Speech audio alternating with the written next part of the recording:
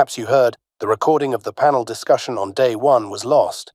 The official story blamed a faulty hard drive, but conspiracy theories arose from corners of the internet on the real cause of the failure. Those who attended the Midwestuary panel realized its importance, and the loss of the recording would prove significant. Despite further challenges, Chad the Girl Dad embarked on a search. Many brave attendees came forward to provide partial recordings, made on personal devices. These were gathered with the aim to stitch together the discussion in its entirety, but hope for a complete recovery was low. Then Jack J., a hero from Delaware, brought forth a full audio recording of the historic panel made from a recording device he held in the audience. The audio file was procured, and the utmost care was taken to preserve it for future generations. What you are about to hear is the recording of the Day 1 Midwestuary 2025 panel discussion with Elizabeth Oldfield, Rod Dreher, Paul Vanderklay, Jonathan Pageau, and John Vervaeke. The host is Kale Zelden.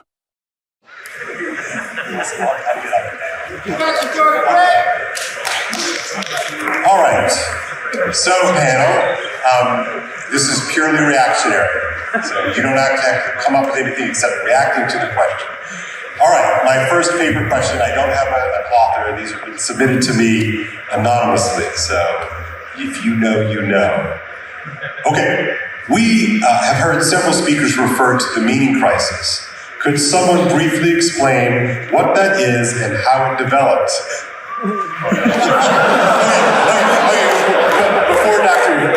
Before John takes this, there's like 50 hours of it. So maybe that's what they're asking.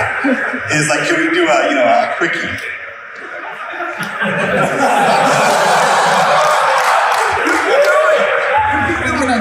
I just asked, and apparently they're sold out of my book, so I can't tell you just go buy the book. Sold out. So we need to be, I'm not going to repeat the arguments I made. We need to be really good. We need to be connected. When people are talking about meaning in life, that's what they're talking about. The metaphor they often use is, I want to be connected to something larger to myself. But that's a metaphor, because if you chain them to an ocean liner, they don't feel fulfilled. Right? So what does it mean? And then they struggle. But I want you to think about some of the words that are woven into wisdom traditions, like awakening or enlightenment. When you're in a dream, you're in a little world and it seems real to you, yes? And then we wake up, awakened, that's what Buddha means, the awakened one. And you awaken to a larger world that has the capacity to show you how you were deceived in the smaller world. Does that make sense? So when people say they want to be connected to something larger than themselves, they're really saying, I want to be connected to something that's more real, that will liberate me from self-deception, self-destructive behavior. And so that's why I was sort of railing against the idea of meaning is a totally personal matter. It's something I have my own meaning. It's like meaning doesn't work that way. It has to be shareable, it has to be correctable, because it's ultimately about connecting you more deeply to what is real. Now that means that making your life more meaningful is inseparably bound up with cultivating wisdom, where wisdom doesn't mean saying vaguely obscure things in French cafes or on mountaintops. Wisdom means your ability to see through self-deception and connect to what's real, within and without, in a way that enhances your agency, your selfhood, and your personhood, which means it enhances the community's ability to do that, because personhood and community are inseparable. Okay, so the short explanation for the meaning crisis is, in order to cultivate wisdom, knowledge is about what you know, wisdom is about how you know. In order to cultivate wisdom, you have to do a lot of practices, and you have to have a lot of good role models, and you have to have a tradition that gives you a sense of the depth and the significance of the practices. The place that used to do all of that was religion. And the West has done something that we've never done before in the history of the world, we've tried to, basically secularize for good reasons. And what that meant is we separated the cultivation of wisdom from the acquisition of knowledge, which also has nothing to do with how meaningful you find your life.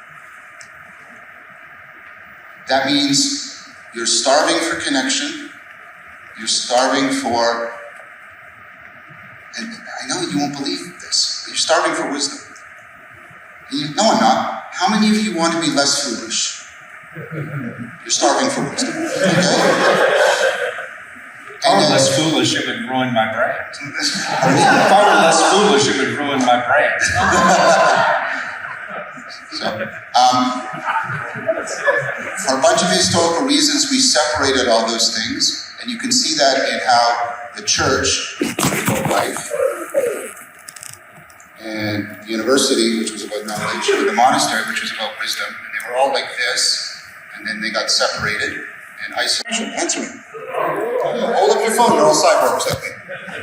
Okay, where do you go for knowledge? Maybe this is science, I don't know. Where do you go for wisdom? You got a YouTube for wisdom, I don't know.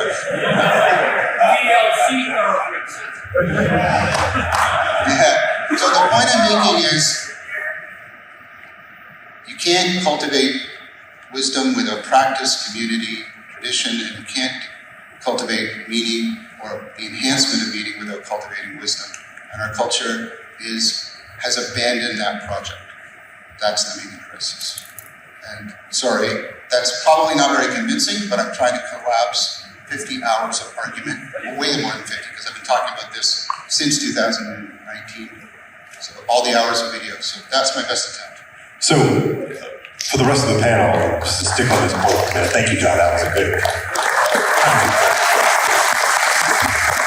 I think each of you on the panel has tilled in this soil of the meaning crisis. And this is sort of when you hear the phrase, you kind of get the sense it resonates with you right away. So I was wondering if anybody, Paul, you've been kind of walking all of us through in a way of sort of charting potential pathways in and around and through the meaning crisis. So I wonder if you wanted to sort of chime in a little bit, just not to put this all on John, in other words. Well, when John, I was, obviously listening to this, and if I had been in my office listening to John, when he talked about religion, I think that's religion and secularity, that's where I sort of would have paused and said something. Because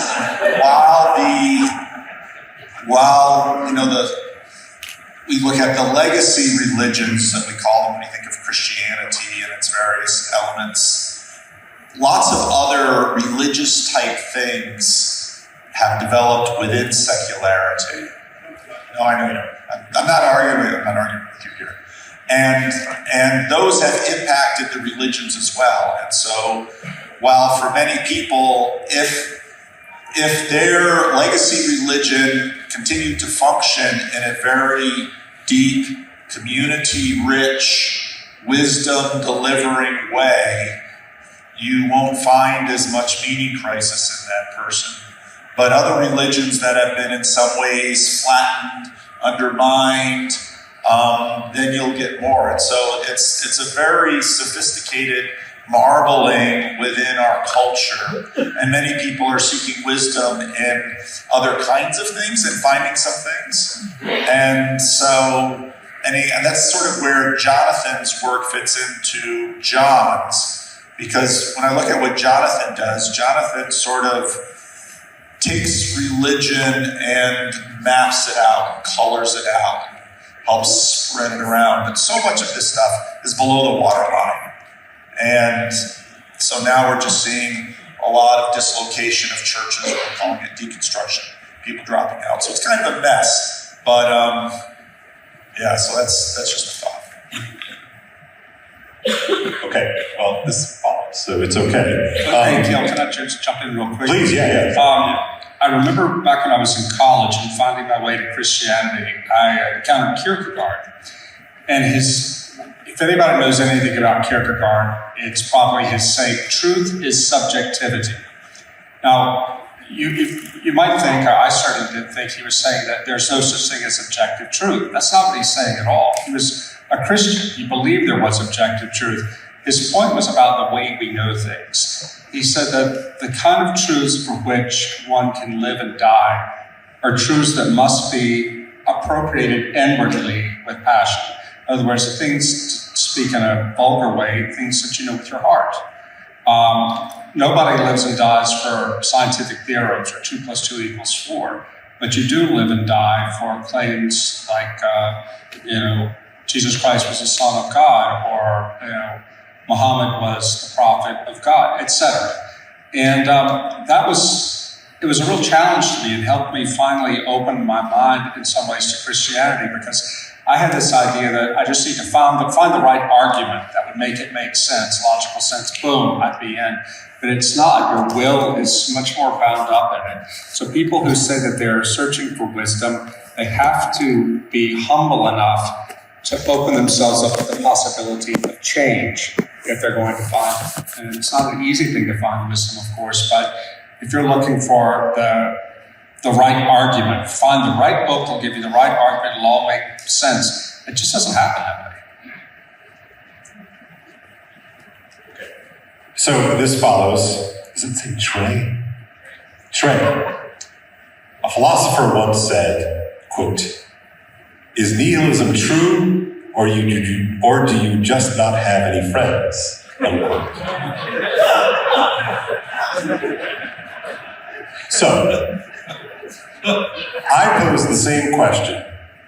Quote, "Is the meaning crisis real, or do people just not have any friends?" End quote. And that is for the panel. You need wisdom to maintain a life-giving friendship. But I think the meaning crisis is appearing in all these different spheres at the same time. And so on the one hand, it is happening to our societies where we don't know why we're together. We don't know what identities are. We have an unbalanced relationship to our heritages, to our nations, to our families. So it's happening, sorry, I won't use the word. It's happening at every level simultaneously. So it's not just a fractured bit. So it's not just a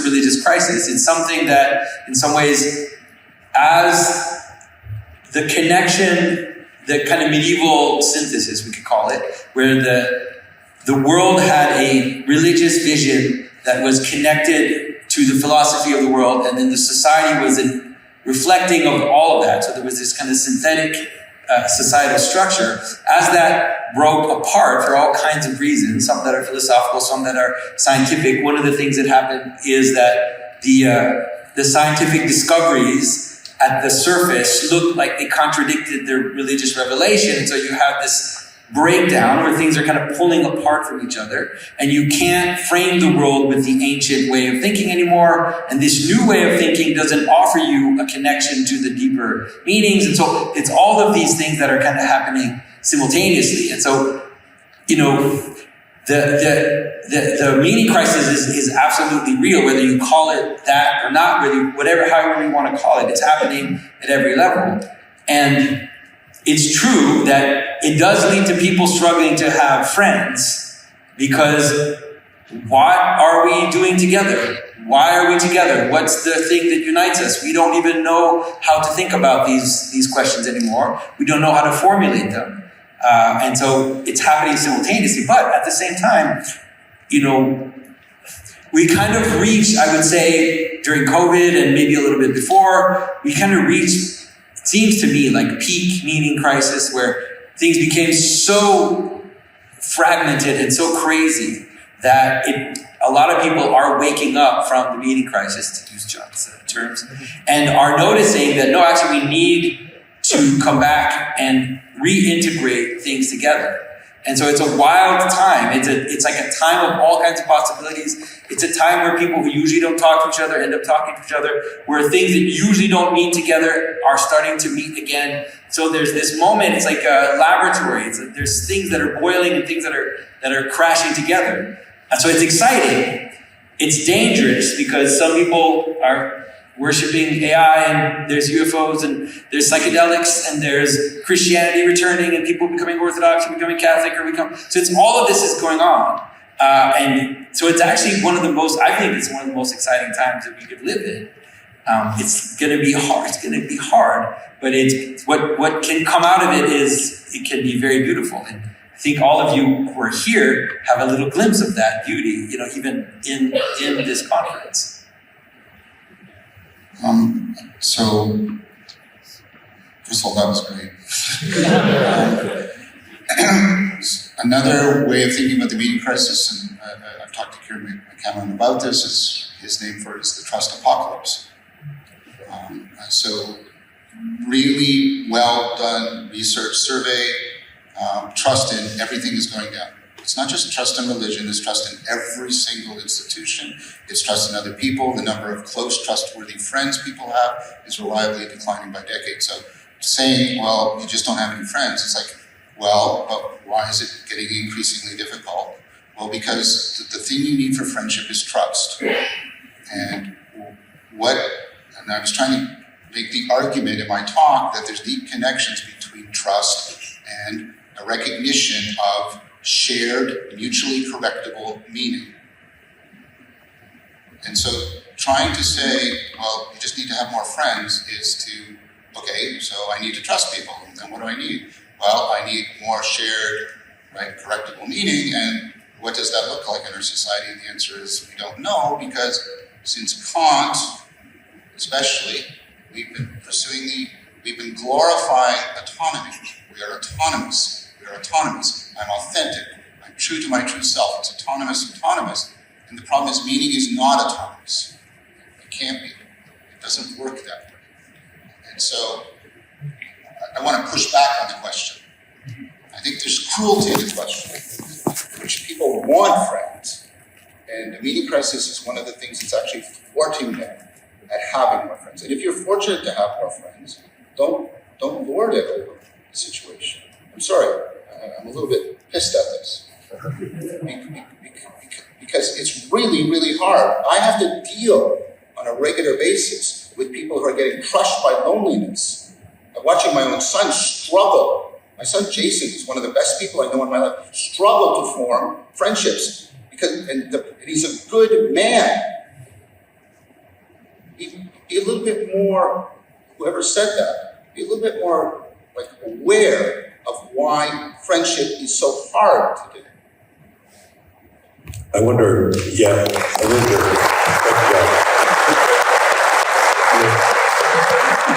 your talk, Elizabeth, you mentioned, you sort of provocatively said there's no such thing as an individual, and I wonder if that might be a way to get at what John... Yeah, I think maybe my simple response to the question is the meaning crisis is real because it's so hard to have friends, right? That if, I remember hearing John say meaning is a relational concept and that unlocking the whole thing for me.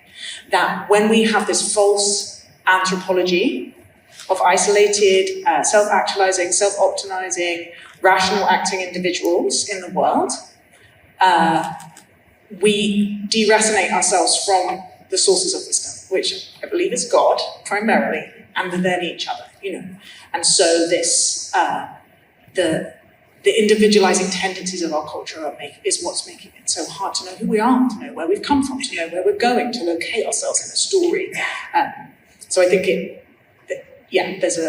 there's a necessary connection between the two. Well, and we also have fewer shared sources, shared experiences. I can remember in the 1970s when I was in elementary school, we had only 3 television networks in the US, and everybody, all the kids, watched the same stupid sitcoms. So the talk the next day at school was, did you see Happy Days last night? Did you see Welcome Back, Kotter?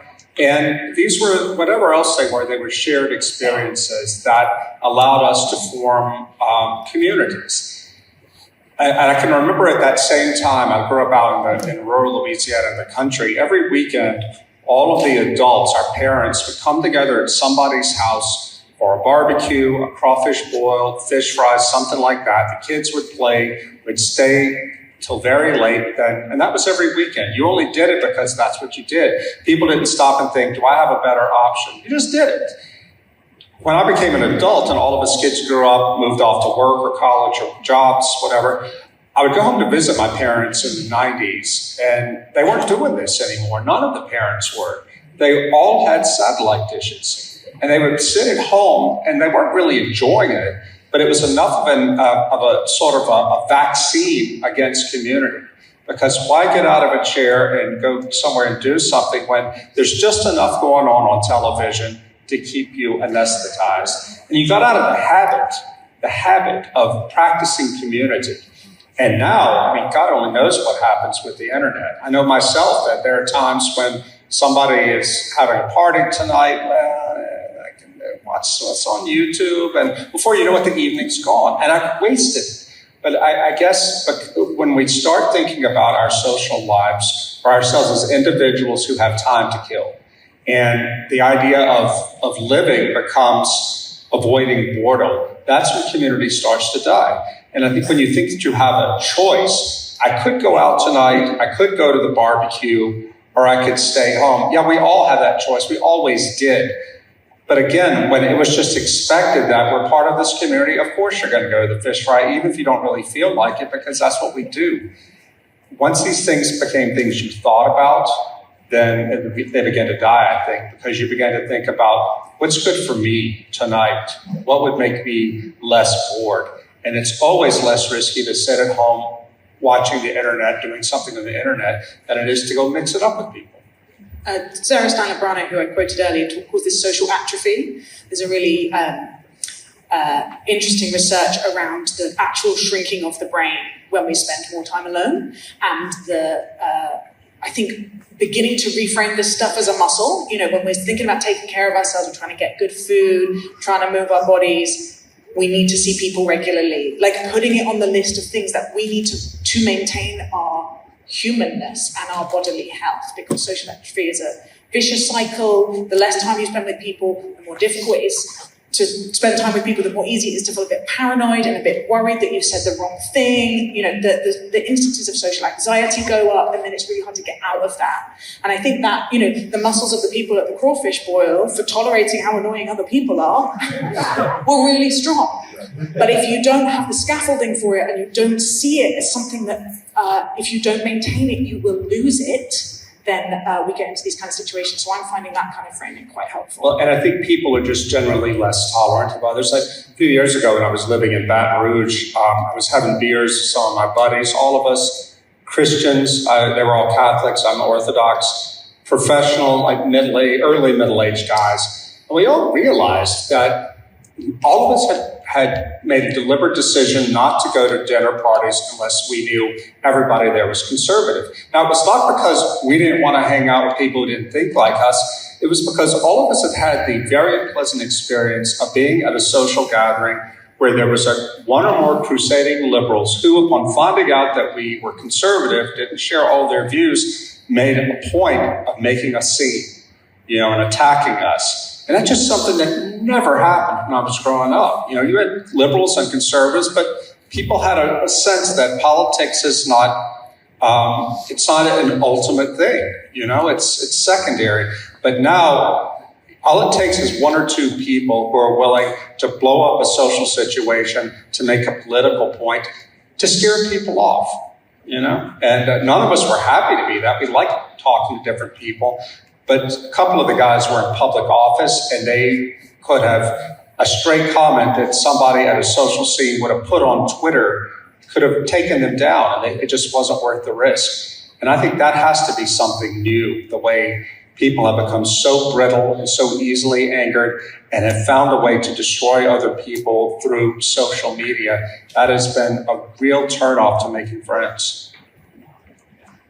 There's been some...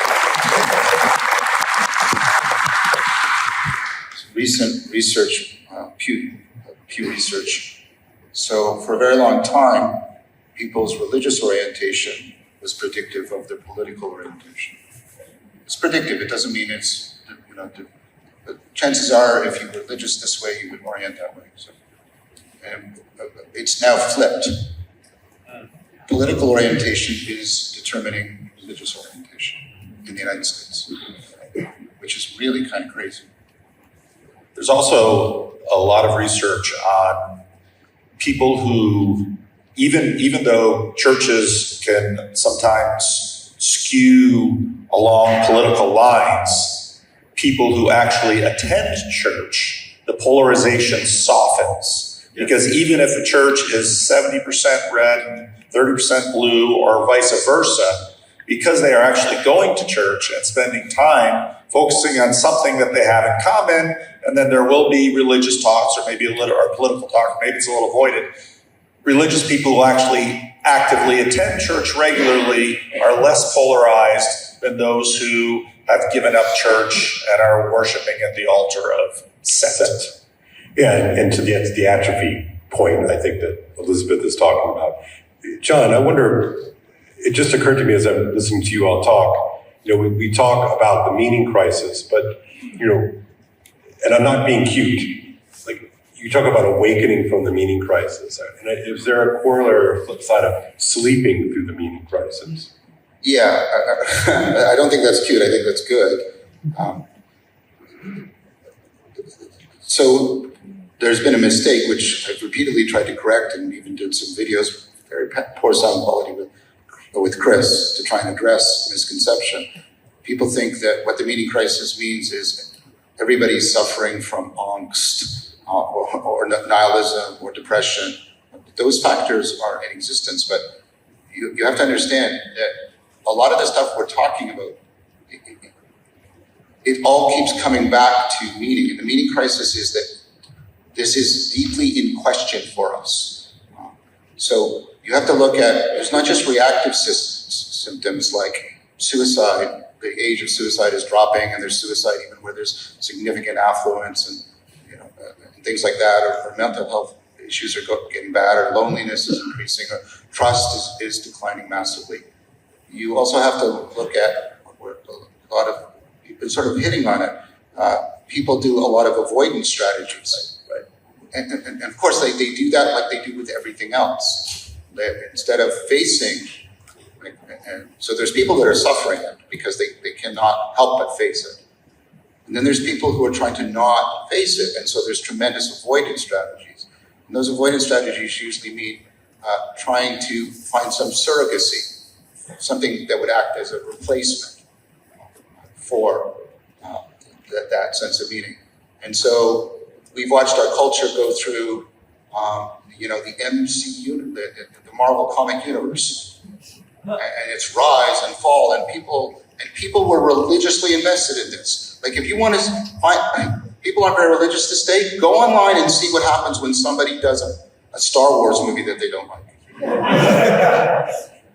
They talk about how they're, like, the language they feel that a sacrilege, and I use that word deliberately, has been committed. And then talking about pseudo-religious ideologies, we've been trying since the 19th century to address the meaning crisis with totalitarian pseudo-religious ideologies. So we have a lot of avoidant and replacement and displacement. But the meaning crisis also means that people are doing things like the fact that there are more Stoics alive now than were ever alive in the Roman Empire. Right?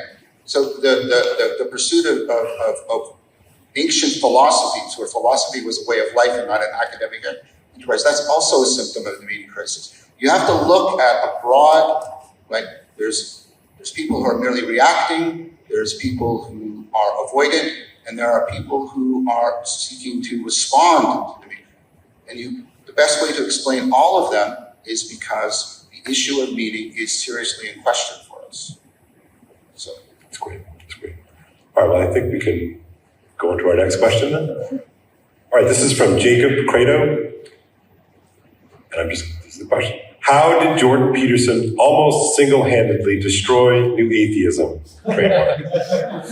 So you can question the question if you'd like, but so new atheism destroyed.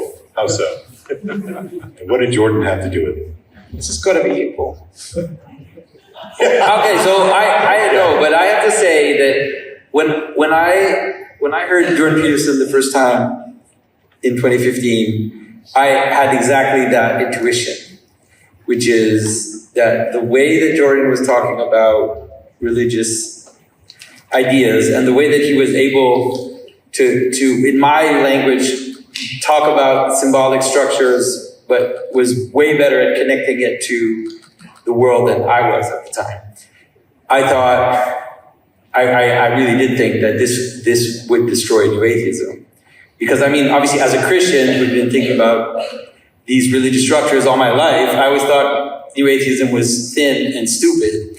And so it was just, but I just like, why are people falling for this? Like, I don't understand. And then I could kind of see that I was surrounded by Christians who were materialists. And so therefore these weird materialist arguments like about evolution and all this stuff, they were actually hitting them and they were deconstructing. I guess we didn't have the word back then. And so I think that Jordan had a massive, massive effect on the take. And when I met him at first, even I didn't understand because he always was like, I want to talk to Sam Harris. It was like the first people he wanted to talk to. It's like, I want to talk to Dan Dennett and I want to talk to Dawkins. I was like, why do you want to talk to those idiots? Like, that was my reaction. But he was absolutely right because he realized that they had a massive hold on it had come down into popular culture. And people who weren't that intelligent had taken those arguments and were like, like the old religious aunt that you had that never really thought about her religious ideas. She just kind of took it for granted. That was happening for atheism. So you had basically uneducated people that were atheists because, that dumb religion, it's so stupid. So anyways, so I think Jordan had a massive effect and was able to bridge the gap and was able to take a lot of ground away from these people. But at the same time, I think that you have to see it as something that, in some ways, Jordan was the head of something that was already happening. Because what happened is as soon as Jordan kind of appeared, then all of a sudden, all these other people started to pop up really fast. And you're like, oh, wait a minute, here. And then in some ways, it was like a wave that went through. And now, who cares about New Atheism anymore? Well, one of the things, so there's some videos coming out with an economist named Dan Klein, Marcus Scherer, some of you know, he's in the corner. We've recorded them. Dan Klein has these ideas about mere beholderism, which in many ways is sort of parallel to, especially what Jordan Peterson was doing God in 2016 to 2018. I think, as John so nicely sort of, I think really tonight, or in his talk today, took apart this worldview that yielded New Atheism. And Dr. Jim, where's Dr. Jim? I just saw him out there. When I talked with Dr.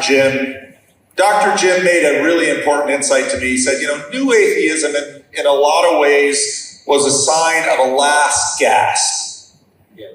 And because you see what Jordan had been doing, and I think what Jordan did so powerfully was nihilism had gotten to a point, and this sort of reductive materialism had gotten to a point that nihilism meant everything was arbitrary. What was so interesting, why I mentioned this Dan Klein conversation that's coming, is Marcus Scherer said, it's really interesting that you use that word arbitrary, because we all understand that word arbitrary means, it's just, there's no meaning to it. And Marcus Scherer says to me, the root word of that is arbiter. And, John had said something in our Friday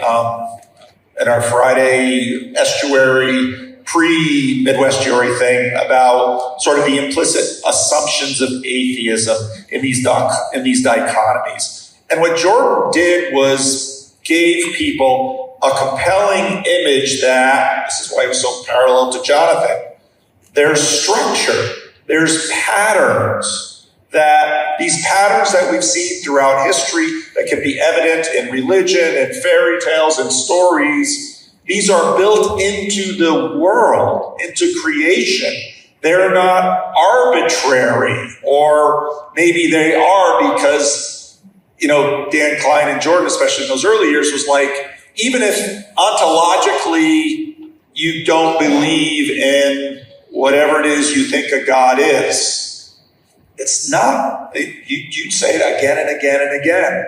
It lays itself out. And I think very deeply, once that comes in, then suddenly on the Sam Harris front, it's certainly not determinism.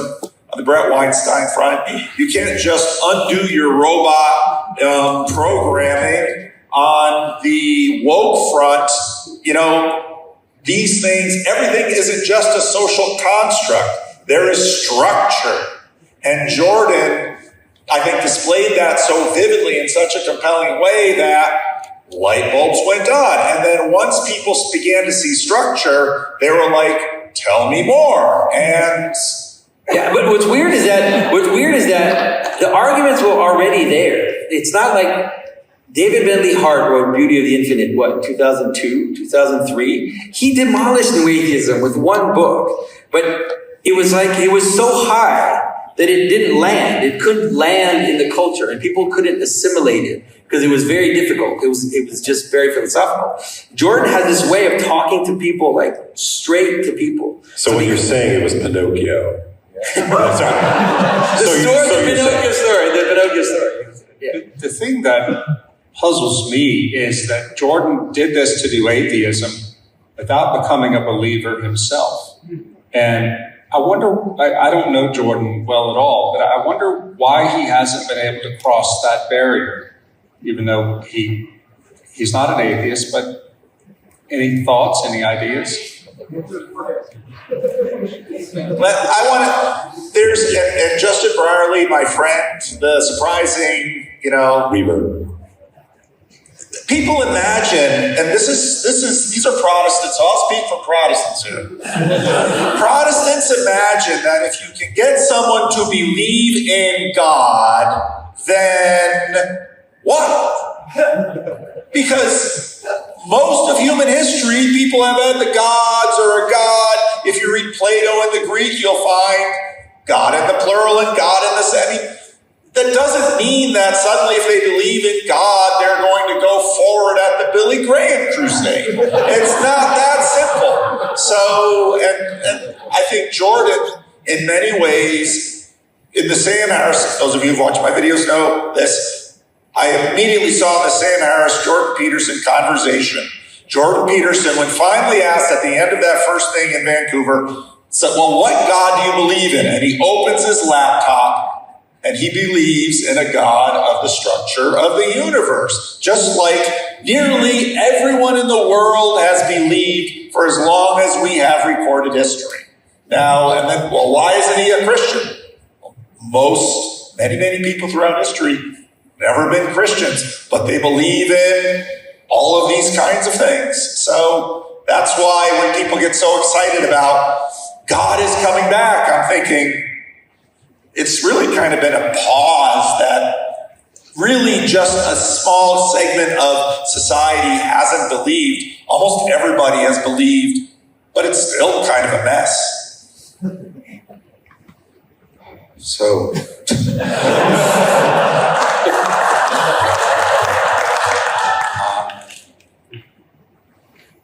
I've known John the longest, I suppose, of at least the people up here. And I knew him before he became a god.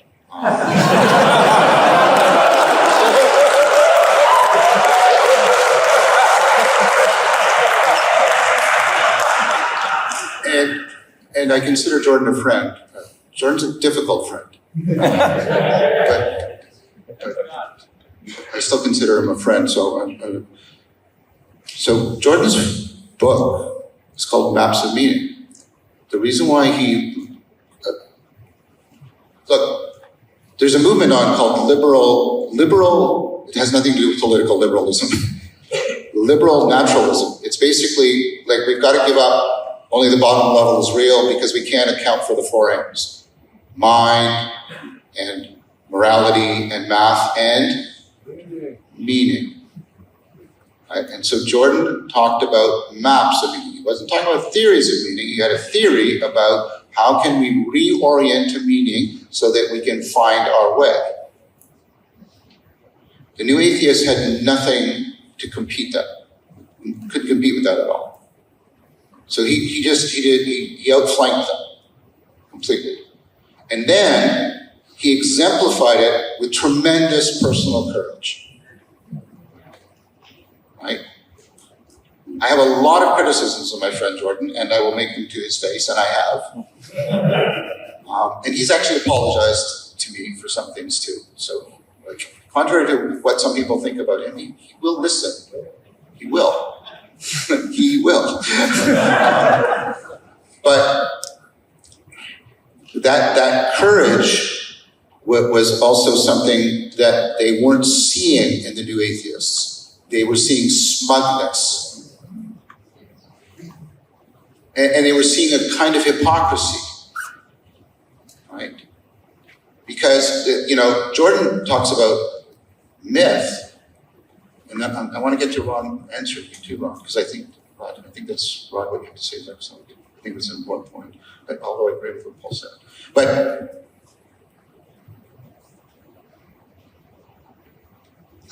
Richard Dawkins, a myth of religion, and then everybody claps, and then they line up to get him to sign his book, which is a religious act. Like, why do you want ink by this guy in your book? What does that mean? You want to somehow participate in him. And you're lining, like, it was, and Jordan just cut through all that. And he basically said, no, myths matter. And I'm going to try and get you to be as aware of them and true to them as possible. Now, Rod, I think, I agree with what you said, Paul. So this is not contrast, this is compliment. Jordan, my first allegiance, so this is partly how I would answer that question that was asked of me. The person that brought me out of the meaning crisis was Socrates. So I will have a profound, continual allegiance to Socrates. For Jordan, it was Jung. What you have to understand is Jung is anti-literalist, anti-fundamentalist. And I've traveled with Jordan, and Jordan hates fundamentalism a lot. Like, he'll talk about the religious types, and what he means is fundamentalists. And Jung's relationship to Christianity is deeply, deeply ambivalent. The people that want to assimilate Jung to Christianity haven't read enough Jung or gone through Jungian therapy. I've done both. Jung is ambivalent towards Christianity in a deep, deep way. Read John Durley's work, others people. So Jordan has an allegiance to Jung that makes him antithetical to what dominates a lot of popular Christianity in America, at least on the airwaves. I'm not saying it works theologically or anything like that.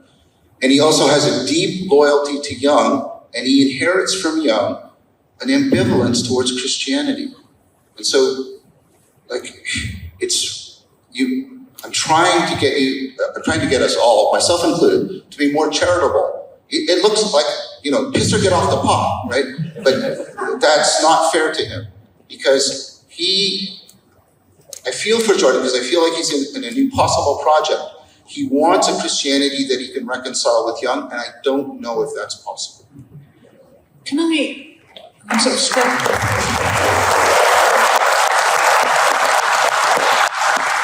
Can I just say, I really value the merciful instinct in you, John. It's a beautiful thing. I really value the merciful pastoral instinct in you. It's a beautiful thing.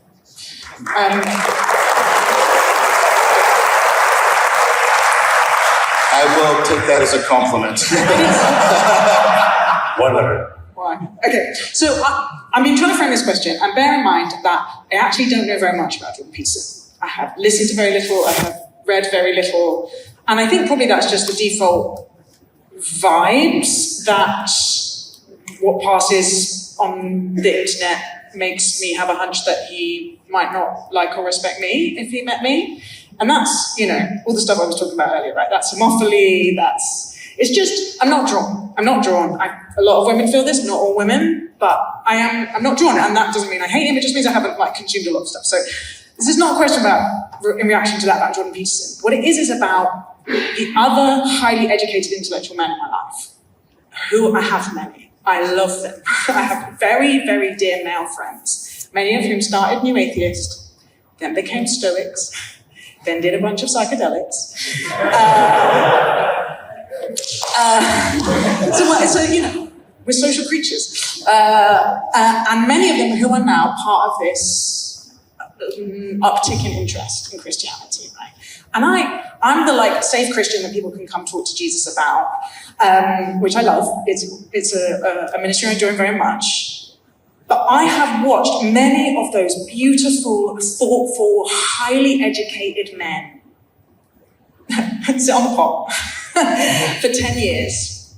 And when I really try and listen to what the problem is, that I can't remember which epistle it's in, but I will frustrate the intelligence of the intelligent.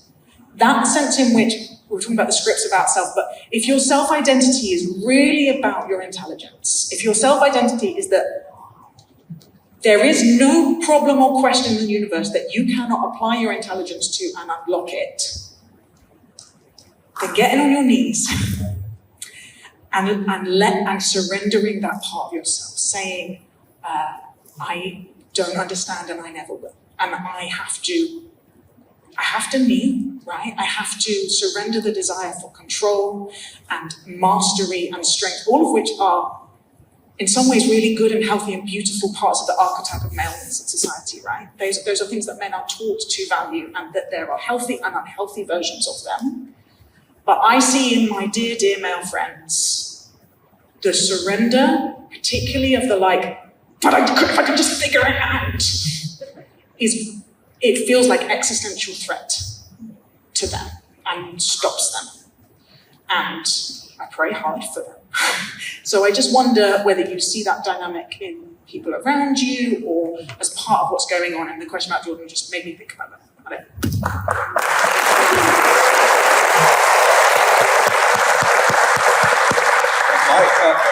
Just to clarify, I wasn't even asking why isn't Jordan Christian, but I meet so many people who say, I'm converted to Orthodox, or I'm a new Catholic, or whatever. Oh, how'd you get there? Jordan Peterson. And it's uncanny. We've all met these people. And it's just curious to me how he has led so many people to, quote unquote, the promised land. It wasn't, or so far hasn't been the crossover himself. And what you said, John, is really illuminating. I hadn't thought about that, about him. But he almost seems tormented by his inability to quite get somewhere on that other side, whatever the other side is going to be for him. And which I think is what's that? Elizabeth. I think that's what Elizabeth is getting about the vulnerability required to sort of get on your knees and walk through the eye of the needle. You're not going to think, you can't think yourself out of it. And that's, people who know me, read my thing, know my story is I lost my Catholic faith in large part because it was so intellectual. I thought as long as I had all the syllogisms and the doctrines clear in my head, my faith would be able to withstand anything. And it wasn't true. And that's when I became Orthodox. I had to set aside that intellectualism and triumphalism that had characterized my Catholicism. And that was on me. That wasn't on the Catholic Church. That was me. And get on my knees and come in that way and try to stay on my knees. Because what you say about I used to be the kind of guy who thought if I only find the right book and get the right arguments, that's going to solve that. And guess what? No, it's not true. Well, for our next question, we tack to the future. So given everything that we've been talking about, G. Hamilton says this with a question. In the midst of the meta-crisis and decay of institutions, communities, and traditional modes of cultivating and transmitting wisdom and virtue, how best can young parents guide and educate their children to afford their flourishing into whole, true human beings? Great question. Borderline obsessed about it. I spend a fair amount of time with elementary school teachers. We talk about a meaning crisis, and we're usually thinking about adults, but when we're talking about the ability to form friendships, so many of these basic skills start very young.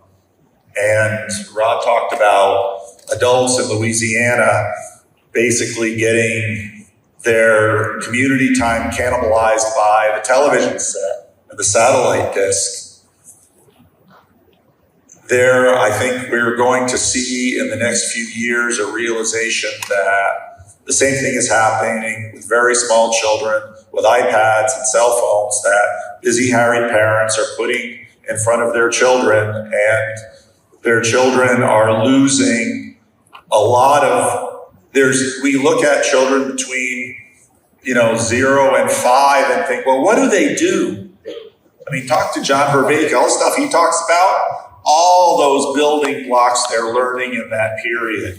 And so much of that time very early on is getting cannibalized by parents who are busy, harried, they're distracting themselves in their screens, they're throwing screens at their kids. And we're going to see really disturbing trends showing up in lower elementary where children don't have the basic capacity to function socially in these quasi-industrial schools that we have for them. And I think what we're going to see increasingly is an ongoing division in society between parents who are cognizant of this and are probably opting out of a lot of public school regimes, leaning towards homeschooling, other kinds of schools, much more restriction on screens, much more emphasis on engaging children right from the start socially,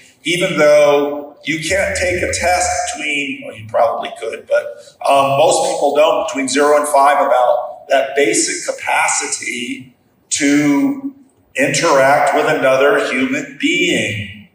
And I would expect we're going to see in the next 10 years crisis levels of this, but we're also going to see certain clusters of community where those kids are doing fine. And it's going to become increasingly obvious that that there are patterns developing that, it's a lot of these religious people and their communities where their children can they do go out and play, and they know how to play together.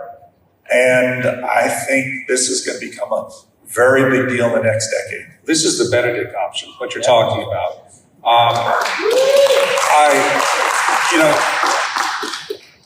The book is not about withdrawing to the bunker. It's about finding ways to live in community, experimental ways. It's not going to be the same for everybody else, so that we can not only hold on to our faith in liquid modernity, but we can also function in the world that we live in ways that keep us sane and human. And it's so difficult. People say to me, why haven't you done it? I'm like, it's been really hard because we had our kids are all grown now, but we had our kids at a classical Christian school where parents would send them, and they weren't allowed to have screens there, but as soon as the kids walk out the door, they get their phones back, and they're right back in the world with everybody else. And it was so frustrating because I came to see that most of the parents who sent their kids to the school were not doing it because they had a vision of the good. They were doing it to escape liberalism. What they imagined was liberalism.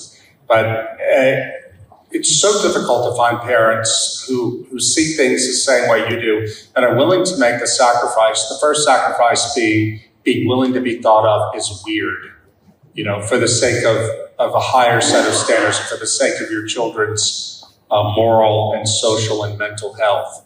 But what is the alternative? I was just down in Louisiana visiting cousins, and my cousins, my little cousin, 10, was showing me Skibbity toilets. How many people know Skibbity toilets? All right, I had no idea. I'm old.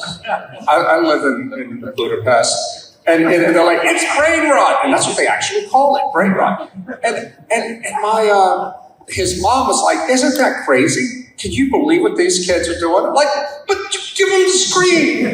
But it's so hard to resist that, right? I mean, because I know we didn't have to deal with skibbity toilet when I was raising kids. But people thought, in my own family, thought that we were, my wife and I were so cruel to our kids because we wouldn't give them a smartphone or we wouldn't let them watch TV.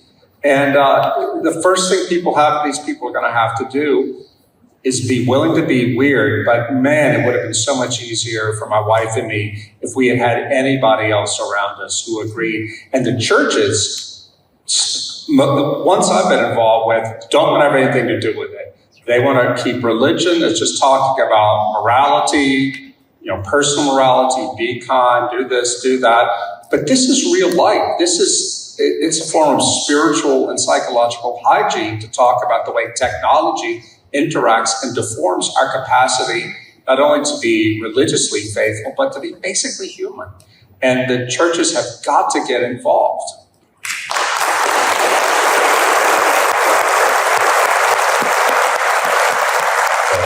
So it's a phrase we use a lot, like, because we do live in an intentional community, and it's another muscle we can build, the willingness to be seen as weird, and I find it really fun now. And I really like the reaction that people have, and you immediately get to depth, right? You immediately get to real conversations about real life. I've never had so many conversations about Jesus and the meaning of life and what is a human being since I moved into a commune, because it just cuts through all the, like, where you're going on holiday, and let's talk about house prices, and all of that is so boring anyway. But I think we moved into an intentional community, a really small one, that we're incredibly rigorous and hard-headed and non-rosy-tipped about it, with our children. Because we came to the conclusion that although that kind of living has risks for children, right? There are many, many stories of community living gone wrong. In some ways, it looks like a recipe for years of therapy, and it can be that the risks for them not living in more intentional ways with other adults, with rhythms of prayer and hospitality, with being encouraged to share their space, with a slightly different frame on what the good life was in the home was higher. So the risks of not doing it felt higher to us. I might be wrong. I hate saying stuff like this because in 20 years you're all going to be like, look at your kids. But it was exactly this sense that the tide is so strong. We have to find some bulwarks against it. Yeah, if I could jump in, I like your image of the atrophied thing going to disuse. An additional concern I have, I teach high school students, but an additional concern I have is the unconscious ways in which sort of digital automation, both physically digital items, but just this ethos of the digital allows us to kind of sleepwalk through really difficult decisions that we have to make for our kids. And so there are all kind of creepy ways in which we can become numbed to the physical world. And what I was moved so much with John's talk earlier is just, they're inextricably connected. So that, so take this from a high school English teacher, one way in which you can be very countercultural and very weird, but afford depth and virtue in your children is to not hope your kids will read, but make them read. And it sounds pretty authoritarian the way that I phrase it that way. But I always bang on about other books. It's like kind of my shtick. But I really mean it. And sure, there are great books, and it's fun to read these kinds of books. But there is something physical about, and we all know this, because I assume there are a lot of readers in the room. There's something real about a physical book and a physical page and engaging in the imaginal, as you were talking earlier, John, that even just doing that will open up aspects of their future humanity that a lot of their peers will simply not have.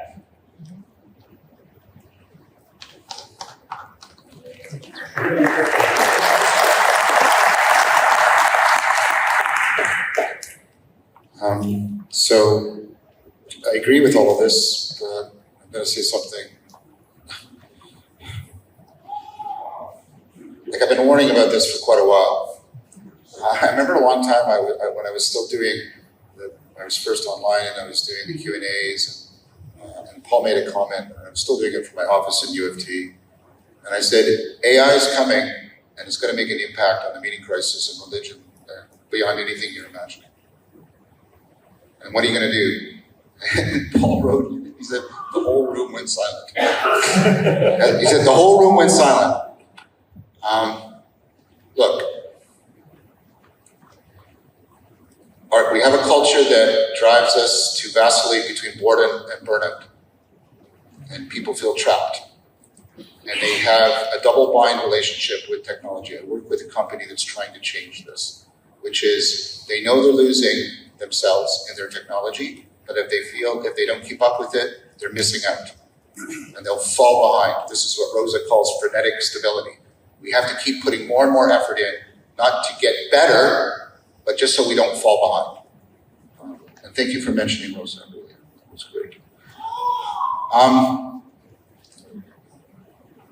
And so the thing that looks so wonderful is AGI. Because it looks like it's going to make everything easier for you. So we now have accumulating good evidence, not produced by AI, by the way, because AI slop is destroying science already. Like papers that are written by AI and submitted that have no experiment was actually carried out, nothing was actually done. It's already, there's a deluge. And of course, you know that every second video you're watching is liable to not be real on YouTube. You know that now, right? And you know that your belief that you can detect the AI is largely false. We know, good evidence, that the use of the LLMs reliably degrades critical thinking. We know that if you start to use LLMs to cheat here, it is massively predictive that you will start to cheat everywhere else in your life. We know that the LLMs tilt people towards psychosis. We know that the LLMs provoke people to a kind of really worrying religious ideology. I get emails every day from people saying their LLM has achieved sentience and enlightenment and has confirmed their particular view of God and metaphysics. And that I should follow their ChatGPT or Claude 4. By the way, I predicted that would happen, so I'm happy as a scientist and destroyed as a human being.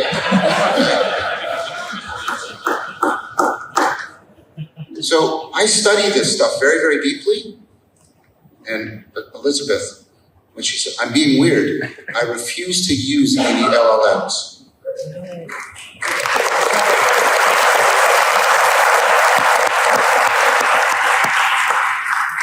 And I challenge you to consider doing that. But yeah, I know.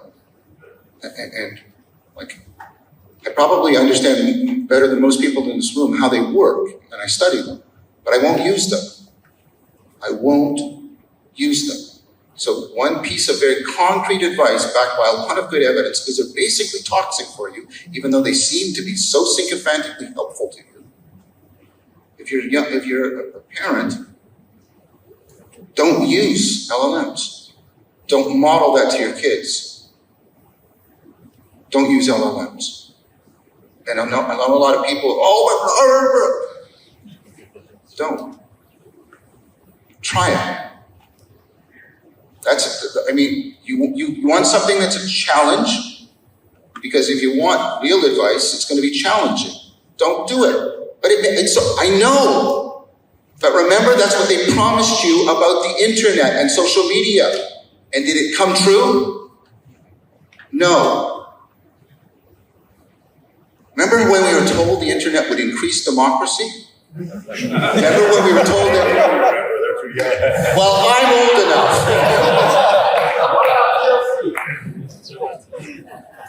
Okay, when Awakening from the Meaning Crisis, so many people said to me, are you kidding? 50 hours of 1 hour lecture, nobody will watch it.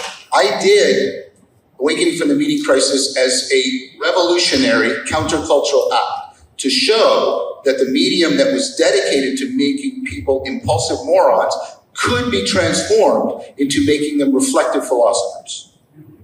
Now, if you're saying, do I think the LLMs can go that way? No, I don't.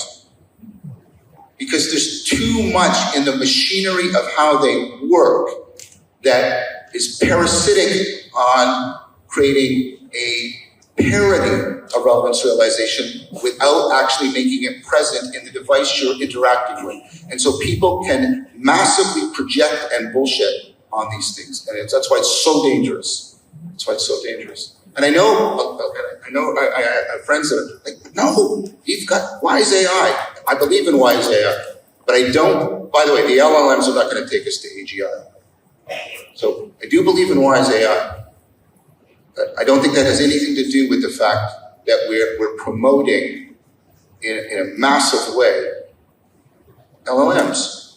And why are we doing it? Like, ask yourself, why are you doing it? Well, it's so much easier. That's how it begins. So I want to give, like, I'm not saying anything I don't do myself. I could do my research a lot faster if I use Claude 4 or ChatGPT, and I won't do it. Because you know what I want to do? I want to make sure that I spend the 19 hours reading the book. I want to spend all the time making mistakes. Because I've learned that, I know this sounds bad, most of my best learning has come from how massively I've made bad mistakes. So, try that.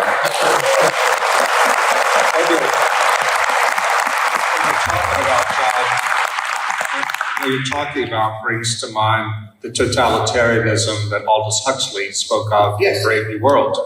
It's a totalitarianism that, and if you read my book, Live Not by Lies, that is a totalitarianism that we're dealing with now. We all thought it was going to be Orwell in 1984. No, it's Huxley in Brave New World. And this came to me, it first came to me when I was in Budapest researching the book. My interpreter, when we were going between interviews, my Hungarian interpreter, a young Catholic woman, said that I can't even talk to my Catholic friends about the things I'm dealing with in my own life, in my marriage, or with our kid. Like, why not? She said, well, as soon as I tell them my husband and I have been arguing lately, or my little boy is keeping me up late at night, they cut me off and say, get a divorce, go back to work, put your kid in daycare. You've got to be happy. She said, I tell them, wait, I am happy. But a happy life is not a life without friction. I said, Anna, it sounds like you're fighting for your right to be unhappy. She said, that's it. Where'd that come from? Chapter 17, Brave New World. John, so I'm not going to go through the book, but if you remember the book, this is a world in which people have traded in their agency and everything that makes them human to avoid suffering. And by suffering, I mean not only material discomfort, but anxiety. And that's where we are today. Anna said that none of her friends, she was 35 then, she said, so many of my friends, they can't deal with the least little bit of anxiety. It derails them, it unhorses them. And I think this is quite common. You know, you see people having meltdowns. A friend of mine who was a high school teacher said that when she started her career, she might have to deal with 1 or 2 student meltdowns per semester. Now she said it's more than that per week. Oh yeah, I can vouch for that, totally. Like when I started teaching at U of T in the before times, right? I get 1 student a year. I get multiple students a week. And it's not just that they're in distress. They are they're in psychological danger. And I'm not trained to deal with that. And yet we're expected to do. I totally agree. I totally agree. Well, and the lesson in Brave New World is that to be human is to refuse comfort at all costs. You know, I should rephrase that. To be human is to be willing to suffer for something higher, to suffer for beauty, to suffer for God, and just to accept suffering as part of the human condition.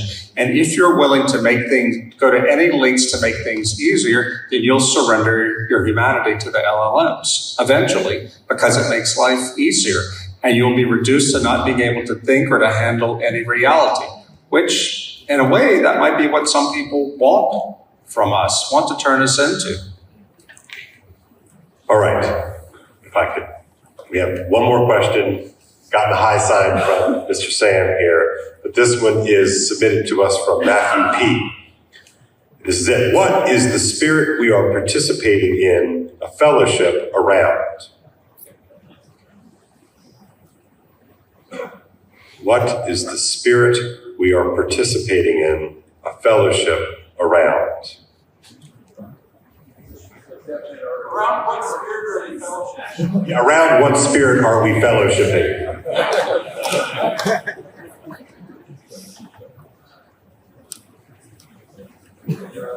I don't know how to answer that. I think they mean here in this conference. That's my assumption. I believe so. And I don't remember who was talking about it, but I think it was in John's talk. Can we put language? There are many different reasons why people came. We know that. So there's a purpose question. And I think I can make hours of video on this, and you will.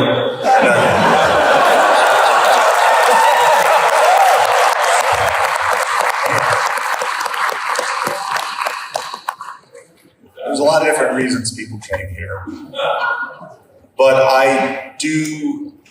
part of the reason. So I am in a estuary group, and as much as I can, I'm going to be there. And then I also ask what the other estuary groups are doing and talking about. And there are definitely patterns that are emerging. And again, Dan Wagonmaker, who's part of putting this thing together, said, most of the people who have come here have had some deconstruction in their life, and they are reconstructing. And I think all of us on stage, including Kale, that's true of us. The meaning crisis has affected us at one level or another, and we are in some process of putting lives back together and communities back together. And so when I listen to most of you out here, you have sensed that in this project, there is a degree of promise, maybe for yourself, maybe for your family, maybe for your church, maybe for your neighborhood, that when I leave here, I will leave here with something. It'll be hard to articulate what, but it won't just be that I'm a Vervaeke fanboy, or I'm a Pageau fanboy, or boy, I got to see Rod Dreher and Elizabeth. I read all her stuff. It's not just that. I think people have a sense that whatever it is we are doing together is worthwhile and it's helping. Exactly how? Not sure. Can point to things, but to me, that's what I see. And if you can.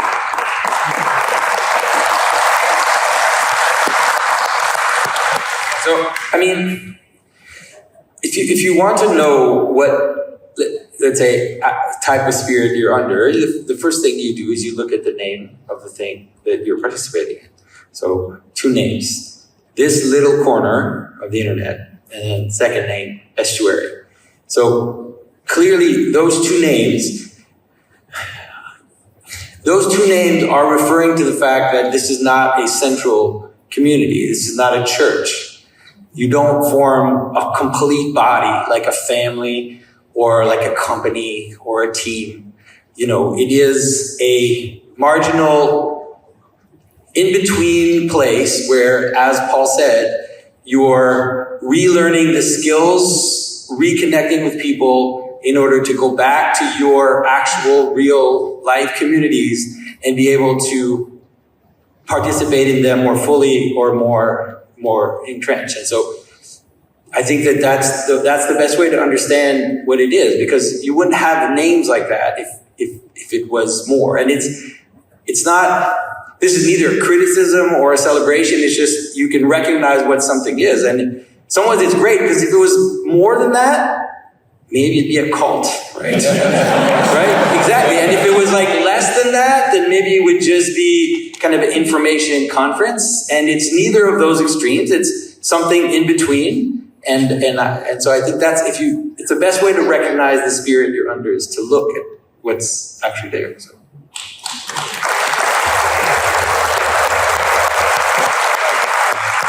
I like to tell the story often of this woman. She's a real personal hero of mine, Kamila Bendova. She's quite old now. She was one of the leaders of the Czech resistance, the dissident movement against communism.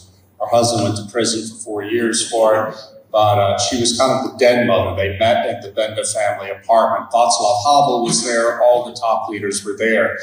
And I remember asking her when I interviewed her for Live Out My Lives, I said, you and your late husband were Catholics, but all of the people in the movement, in this fellowship of the ring that you had in your apartment, they were all atheists, hippies, none of them were Christians. I said, was that difficult for you and your husband? Because they were very conservative Catholics. She said, no, it wasn't at all, because we knew when we were standing up to communism, to totalitarianism, that the most important quality one needed was courage.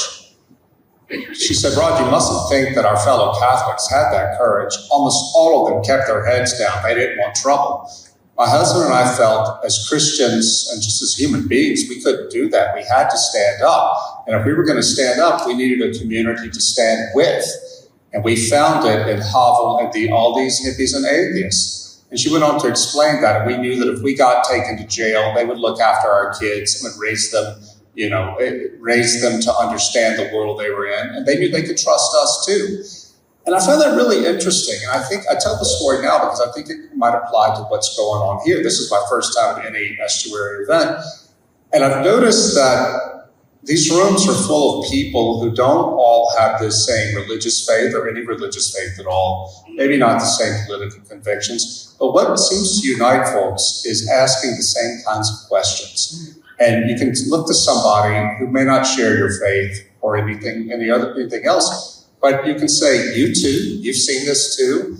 And I'd much rather, a million times rather, have a serious conversation with a seeker who has noticed the same problem, is awake to the same problem, and is working on finding ways through these problems in this crisis than I would with someone at my church who ticks all the doctrinal boxes but is oblivious and wishes to remain untroubled by the meaning crisis around them.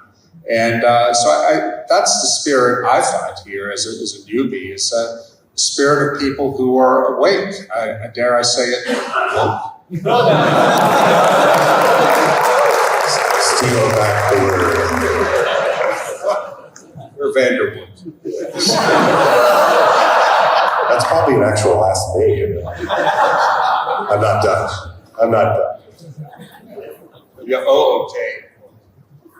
I mean, I'll jump for a second, why not? I think the spirit is fellowship. You can sort of read it either way. It's the fellowship that is galvanized or catalyzed by a spirit, but it's the spirit that is being catalyzed is friendship. And I'm not just trying to be cute about that, but I believe, Neil, I remember meeting you for the first time in southern Massachusetts with Paul in that estuary. And remember you said, I reached out to Chad because I just kind of knew that Chad was supposed to be my friend. Like it was that. And it's sort of in its initial simplicity, and then of course all the complexity that follows from that. But it's friendship. It's, and John, you were speaking earlier about the struggles of your students and even your son, and the friendship is exactly what we're longing for. Friendship, relationship, these kinds of things. And for whatever reason, many of us feel sort of thrown who do we turn to? What do we turn to? Well, a friend is precisely the kind of thing that regrounds you. And when you were talking about, Elizabeth, that you're not even just you're only you because you have an other who can confirm you as a you. And so to me, the spirit is friendship, but fellowship is what we're after here.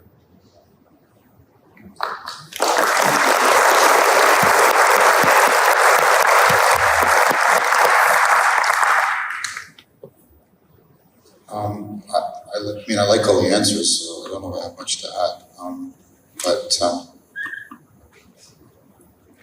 I talked about modernity separating intimacy from inquiry.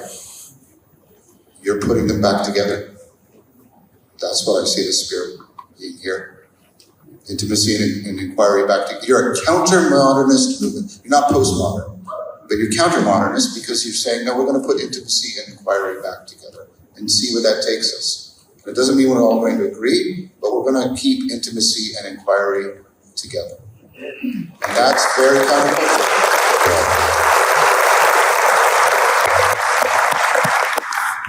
Just what he said. Yeah. All right, well, I believe that brings us to a close, both for this session and I think for the evening. So why don't you give it up for our presenters.